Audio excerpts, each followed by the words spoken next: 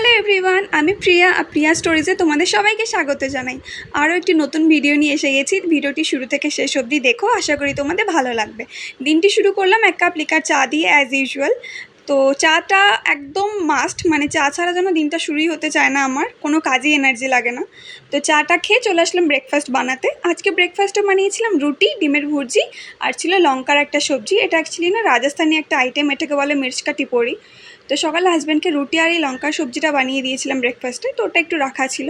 আর বানিয়েছিলাম কুমড়ো আলুর তরকারি, আর সাথে ত্রিকোণ পরোটাও ছিল। আসলে বাবা মা আছে বলেই এত কিছু বানিয়ে খাওয়া হচ্ছে। আর সবাই একসাথে থাকলে নানা রকম আইটেম বানাতেও ইচ্ছে করে আর খেতেও ইচ্ছে করে, কিন্তু একা থাকলে না বানাতে ইচ্ছে করে না খেতে ইচ্ছে করে। তো কী আর করা যাবে, বাবা মা তো কিছুদিন পরেই চলে যাবে, তারপর আমাকেই সব কিছু একা একা সামলাতে হবে। আমি জানি না কী করে কী করবো, মামাম আছে আবার সঙ্গে।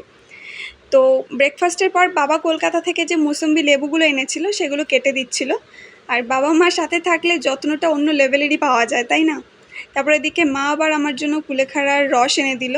এটা যদিও খুব বাজে খেতে, কিন্তু খুব উপকারী, সেজন্যই বাবা কলকাতা থেকে যখনই আসে সেটা নিয়ে আসে আমার জন্য।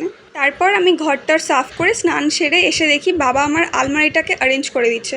আমার আলমারিটার একদম যা তা অবস্থা আর কি, মানে দেখানো যাবে না এরকম অবস্থা।